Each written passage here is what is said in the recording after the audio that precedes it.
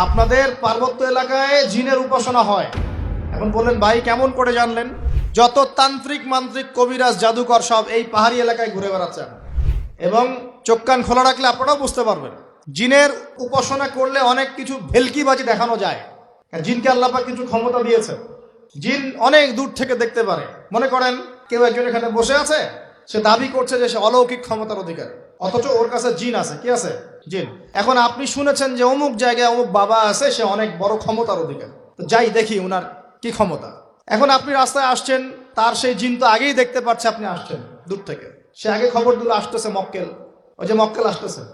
এখন সে বলল যে ওই ব্যক্তির সাথে যে জিন আছে ওর সাথে কানেকশন করো। সবার সাথে একটা জিন আছে না? আছে কি নাই? একটা করে জিন শয়তান আছে না সবার সাথে? দুইজন ফেরেশতা একজন জিন সবার সাথেই আছে, আছে কি নাই? আপনার জিন জানে আপনার সাথে অতীতে কি হয়েছিল? জানে তো। আপনার জিন আপনার সাথে আছে না শুরু থেকে? তাহলে আপনি 1 মাস আগে কি করেছেন আপনার জিন তো জানে। ও ভবিষ্যৎ জানে না কিন্তু অতীত তো জানে। ও তো ভবিষ্যৎ জানে না কিন্তু অতীতে আপনি কি করেছেন ও তো জানে না? এখন এ ওর সাথে এই কারিনের সাথে যোগাযোগ করছে। এ ওকে বলছে এই তো 1 মাস আগে অমুক মেয়ের পিছনে দৌড়াইছিল, এই 1 মাস আগে অমুক একটা মেয়ের পিছনে দৌড়াইছে, ওই মেয়েকে পাওয়ার খুব চেষ্টা করছে। এ তো 1 মাস আগে ব্যবসায়ী কাজ করছে, এ তো 1 মাস আগে ওই কাজ করছে। এখন আপনি হেঁটে হেঁটে আসলেন, এদিকে খবর পাস করা শেষ, এসে বললেন বাবা আপনার কি ক্ষমতা, আমি আপনার ক্ষমতার নিদর্শন দেখতে চাই। সেই বাবা এখন বলছে যে তুই তো সেই ব্যক্তি না, তোর নাম অমুক না? আপনি তো ভেবাচাকা খেয়ে গেলেন। হ্যাঁ তাই তো, আমার নাম তো অমুক। তুই তো 1 মাস আগে এই মেয়ের পিছনে করছিস না? তাই তো, আপনি কেমন করে জানলেন? তুই 1 মাস আগে এই কাজ করছিস না? তাই তো, আপনি কেমন করে জানলেন? আপনার তো চোখ একদম আসমান উঠে গেল। বাপরে বাপ, সে তো আমার অতীতের সব বলে দেয়, সে তো আমার অতীতের সব বলে দেয়। তুই অমুক জায়গায় এটা পাপটা করছিস না?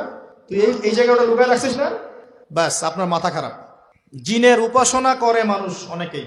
আর জিনরা কি করে, অনেক সময় আসমানের কাছে যায় সংবাদ নেওয়ার জন্য।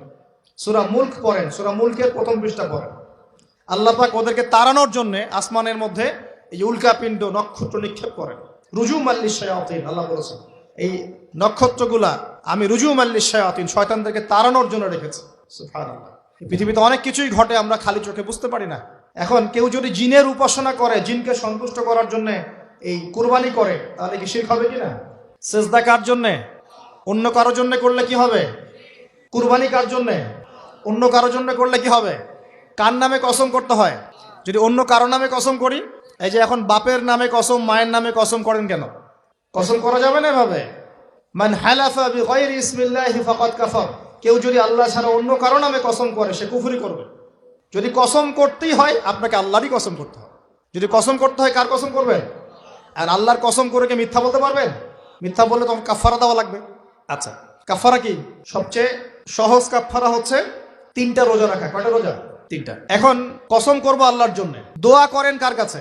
দোয়া কার জন্য? এখন যদি অন্য কারোর কাছে দোয়া করা শুরু করি, সন্তান কে দিবে? অন্য কারোর কাছে চাওয়া শুরু করি,